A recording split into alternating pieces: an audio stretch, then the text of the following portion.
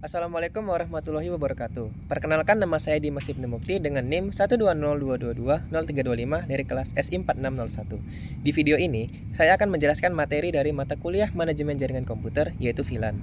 VLAN merupakan singkatan dari Virtual Local Area Network. VLAN adalah sebuah jaringan logis yang dibuat di dalam sebuah jaringan fisik. Dalam jaringan VLAN, sekelompok perangkat atau komputer dikelompokkan menjadi satu unit atau segmen jaringan logis, meskipun jaringan tersebut terhubung ke jaringan fisik yang sama. Jaringan ini biasanya digunakan untuk memisahkan lalu lintas jaringan dari berbagai departemen atau area dalam sebuah organisasi. Dengan teknologi ini, perangkat-perangkat dalam satu jaringan VLAN dapat saling berkomunikasi dengan mudah, sementara perangkat di jaringan VLAN yang berbeda tidak dapat saling berkomunikasi. VLAN juga memungkinkan administrator jaringan untuk mengelola dan mengoptimalkan lalu lintas jaringan dengan lebih baik. Mekanisme VLAN adalah dengan membagi jaringan fisik menjadi beberapa jaringan logis atau VLAN. Setiap VLAN memiliki identitas unik yang disebut dengan VLAN ID. Perangkat-perangkat yang terhubung ke jaringan VLAN tersebut akan diberi alamat IP yang sesuai dengan VLAN ID-nya. Dengan cara ini, perangkat-perangkat dalam suatu VLAN dapat berkomunikasi dengan mudah, sementara perangkat di VLAN yang berbeda tidak dapat berkomunikasi. Contoh penggunaan VLAN, misalnya dalam suatu kantor, terdapat 3 lantai dengan beberapa device, namun satu departemen yang sama itu terpisah-pisah di setiap lantai. Dengan VLAN, device dari setiap anggota departemen dapat dihubungkan satu sama lain. Misalnya di lantai 1 dan lantai 2 terdapat departemen engineering dan device dari masing-masing anggota departemen tersebut terhubung dengan VLAN. Ada 3 metode yang digunakan untuk menerapkan VLAN, yaitu yang pertama port based.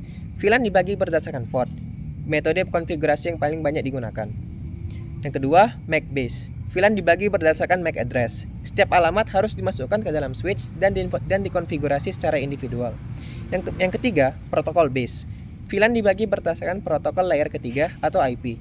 Dikonfigurasi seperti MAC address tapi menggunakan alamat IP. Link VLAN.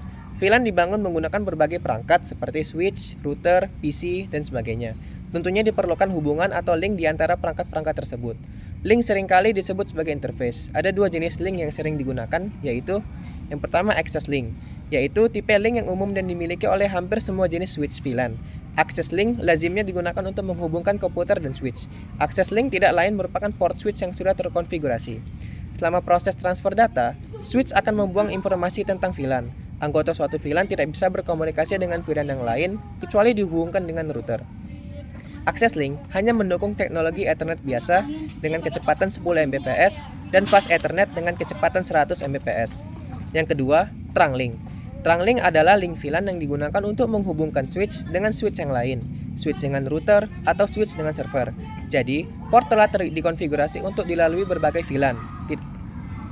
Trunk link hanya mendukung teknologi fast Ethernet dengan kecepatan 100 Mbps dan gigabit Ethernet dengan kecepatan 1000 Mbps. Selanjutnya, keuntungan menggunakan VLAN. Yang pertama yaitu security. Dari sisi security, yaitu keamanan data dari setiap divisi dapat dibuat tersendiri, karena segmennya bisa dipisah secara logika. Yang kedua, cost reduction, yaitu penghematan biaya. Penghematan biaya di sini yaitu penggunaan bandwidth-nya dapat diperhemat dan tidak membutuhkan upgrade perluasan network yang bisa jadi lebih mahal.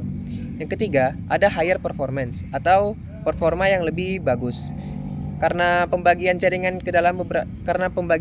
dibuat ke dalam beberapa kelompok broadcast domain yang lebih kecil, maka lalu lintas paket dari setiap pertukaran komunikasi akan dikurangi dan tidak membutuhkan jaringan yang sehingga dapat meningkatkan performa.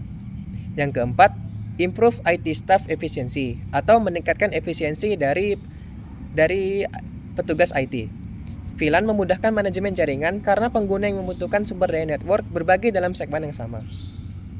Saya rasa cukup segitu saja presentasi saya terkait materi VLAN dari mata kuliah Manajemen Jaringan Komputer ini.